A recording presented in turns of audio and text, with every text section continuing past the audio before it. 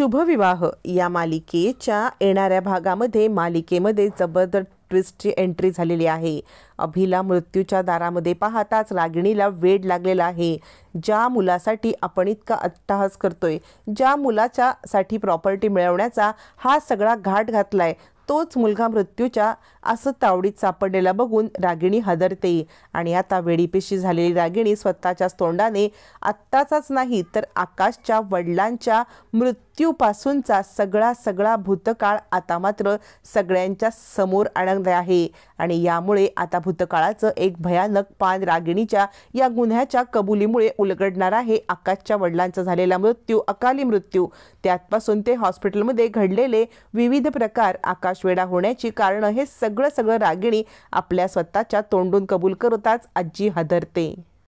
अभिजितची बघितलेली अवस्था आता सगळ्यांना पाहवतच नसते, कारण जाताना अभिजित सूट बूट घालून आलेला अभिजित आता फरशीवरती लोळत रक्तामध्ये माखलेला असतो। अभिजितची ही अवस्था बघताच आजी हादरते।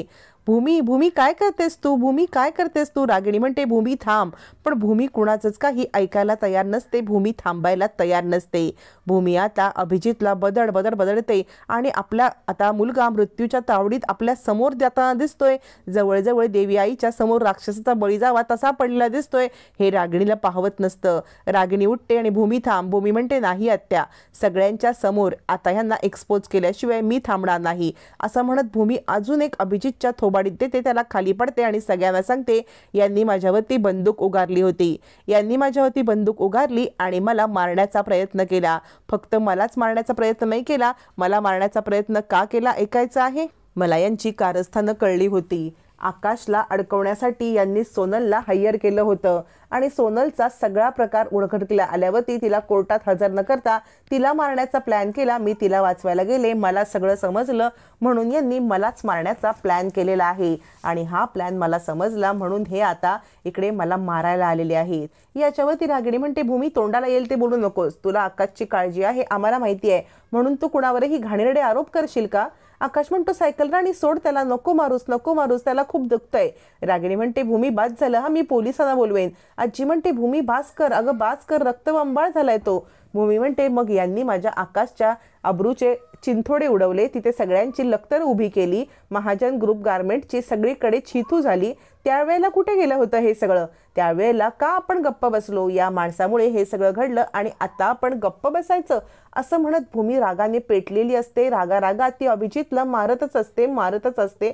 अभिजितची अवस्था बिकट झालेली असते, तो ओरडतच असतो। तितक्यात तिथे सोनलची धमाकेदार एंट्री होते।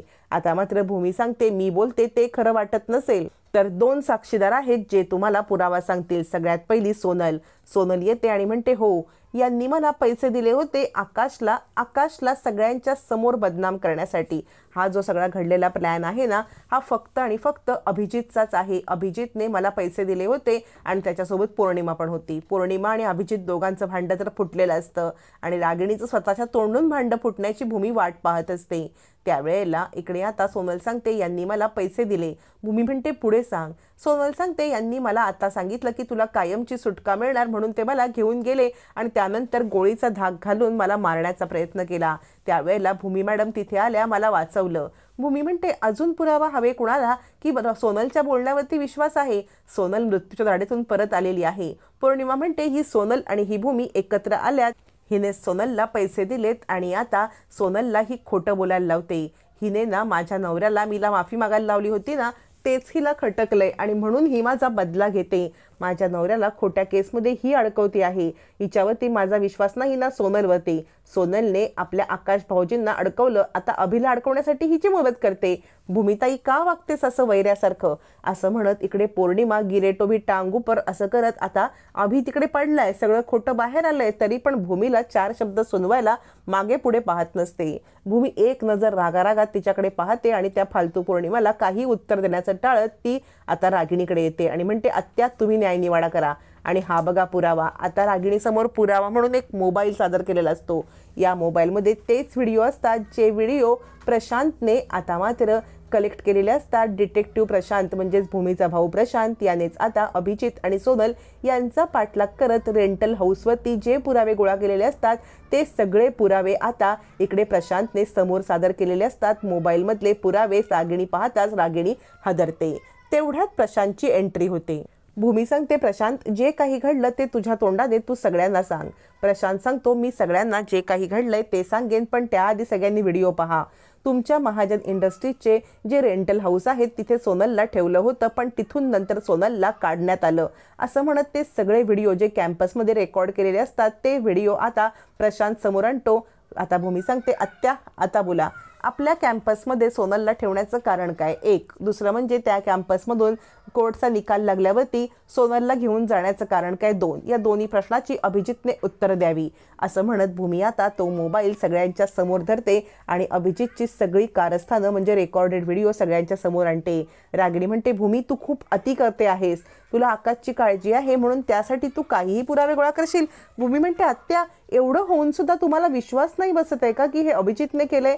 असं म्हणत आता भूमी व्हिडिओवरती व्हिडिओ दाखवत असते। आजी हदरते। आजी म्हणते, अभिजित तू हे सगळं केलंस आकाशला अडकवण्यासाठी? अरे त्याचं मानसिक वय 10 वर्ष आणि त्याला तू कोर्टामध्ये पाठवायला निघालास।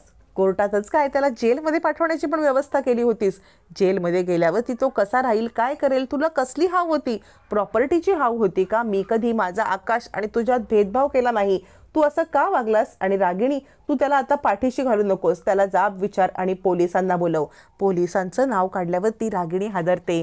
रागिणी म्हणते, आई काय बोलतेस? माझ्या पोटच्या गोळ्याला पोलिसांच्या ताब्यात देऊ? आजी म्हणते, रागिणी डोकं फिरलंय का तुझं? अगं तुझा पोटचा गोळा माती खायला निघाला, किती चुकीच्या गोष्टी करत होता आणि त्याला पाठीशी घालशील? भूमी आता पोलिसांना फोन लावण्यासाठी फोन उचलते आणि म्हणते, आत्या मी पोलिसांना फोन लावते। दुसऱ्या क्षणाला रागिणी पेटून उठते आणि म्हणते, थांब भूमी, भूमी थांब, खबरदार जर तू कॉल केलास तर। मला माहिती आहे अभिजितने हे सगळं का केलेलं आहे, मला सगळं माहिती आहे। अभिजितला खबरदार जर पोलिसात दिलंस तर याद राख असं म्हणत रागिणी चिडते। भूमी म्हणते, आत्या काय बोलताय? रागिणी म्हणते, हो मला सगळं माहिती आहे, मला माहिती आहे अभिजितने जे केलंय ते मला माहिती आहे, मी सुद्धा याच्यामध्ये सामील होते। खबरदार जर अभिजितला पोलिसांच्या ताब्यात दिलंस असं म्हणत रागिणी आता सत्य बोलून जाते। दुसऱ्या क्षणाला रागिणीला अंदाज येतो काहीतरी आपण चुकीचं बोललोय आणि रागिणी आता इकडे बेशुद्ध होण्याची ऍक्टिंग करायला लागते। आता मात्र अभिला मृत्यूच्या दारात पाहताच रागिणीला जवळजवळ वेडच लागलेलं असतं। स्वतःच्या तोंडून स्वतःची पापं कबल करत रागिणी पुरती अडकलेली असते। रागिणीच्या या बोलण्यामुळे भूमीला साधारण अंदाज येतो की अभिजित एकटा हे करू शकत नाही, याला रागिणी आत्याची नक्कीच साथ आहे। आजी सुद्धा हदरते आणि सगळ्यांनाच धक्का बसतो रागिणीची कारस्थानं ऐकून।